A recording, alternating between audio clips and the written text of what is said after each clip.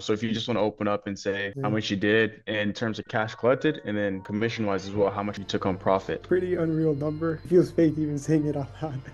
Yo, what is going on, guys? So I'm here with Diego. So we ended up filming a testimonial video literally like a month ago, and how he collected around, I think it was 145K, Yeah, it right? was around there. But now he had an even bigger month, literally last month in January. So if you just want to open up and say how Yeah. much you did in terms of cash collected, and then commission wise as well, how much you took on profit. Yeah. I think we should have waited a month, right? A little bit longer. Yeah, bro. But yeah, pretty much I just ended up collecting last month 176K CC. So yeah, it's been my biggest month up to date. And in total comms, it was actually like 11K-ish. So if you want me to be exact, it's like 11,057. So yeah, it's a pretty unreal number.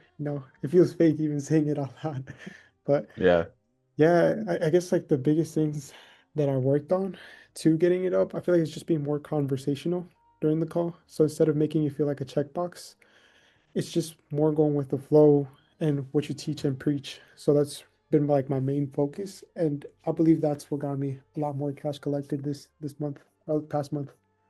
Okay. And guys, I just want to, for all the TikTok warriors, because I get people on my TikTok saying, with you and Makai, oh, she didn't make, or he didn't make 145K profit. Like, no shit, he didn't, right? He takes a percentage of that. He profited 11K of 176K. So we'll show all the proof and screenshots up on the screen, but that's amazing, bro.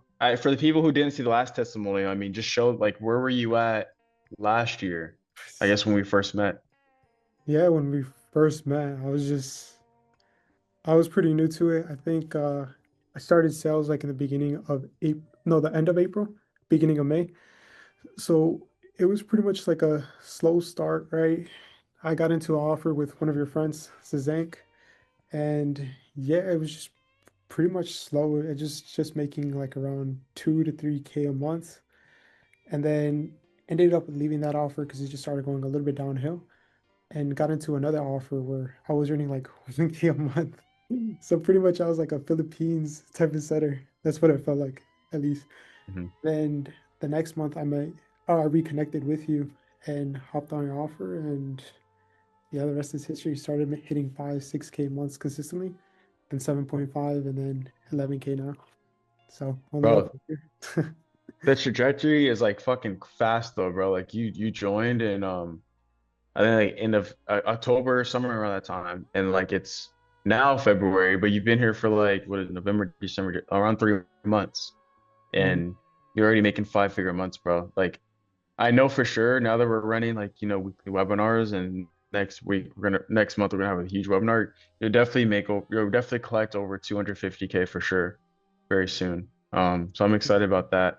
I guess what have you like what really, because I know you said you're having more of a conversation with people, right? But like in terms of the mindset, because mindset's more important than the actual skill set, what Hmm. actually shifted for you from you hitting 145K before to now 176 in terms of cash collected?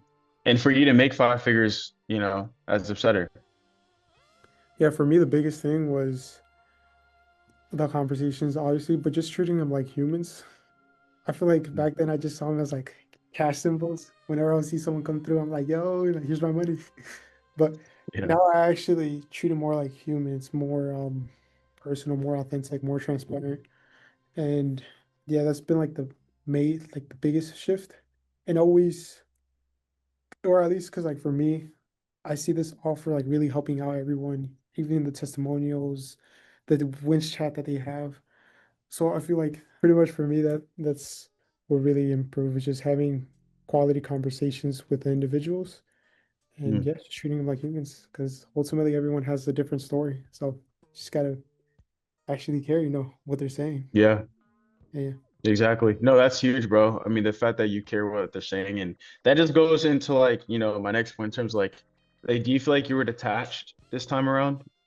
Yeah, definitely. I would say I would have some pretty crazy pips coming through. And I was just like, oh, like that's sick. We were helping some other people out.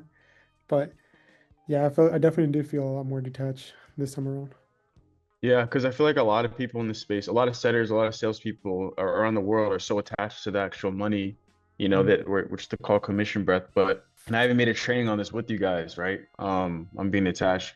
And for the people watching, if you want to see that training, it's somewhere here on the screen. But it's just so important to be attached because it's like when you are attached to the money or to anything, right, you actually repel it away from you and it runs away from you. But when you're detached, you're able to actually focus on your process and the inputs versus the outcomes. mm, And I feel like you do a really good job of that, which is why you've been able to see the results you are now. So, well, yeah, bro, I guess like, is there mm, one piece of advice that you want to give to people that are kind of like, let's say in your shoes, right, where they were on an offer, mhm. right, that wasn't really producing that much, but they had the skill set.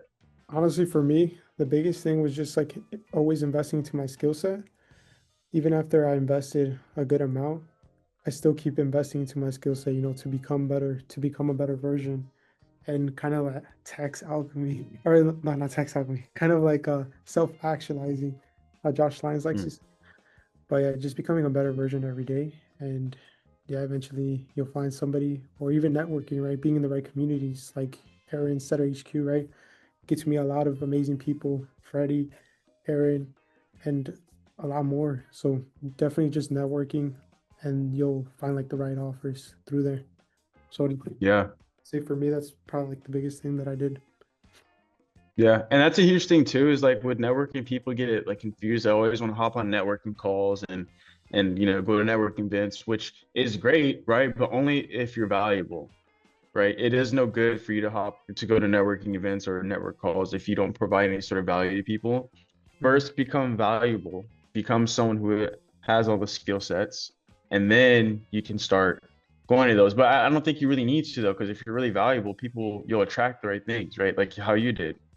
Mhm. If you become really valuable skill set and you're putting yourself out there online, or Mhm. people, you're gonna achieve your goals 10 times out of 10. So yeah, all Yeah. right, that's really good, bro. Well, cool. Well, it was great having you on, guys. If you guys want to speak to Diego, I'll link his Instagram down in the description below and also on the screen. And if you want one-on-one training with me, which I am taking on a few more students at the moment, or some sort of consulting for your setting process, just reach out to me at the Thomas. Other than that, I'll see you guys later. Peace.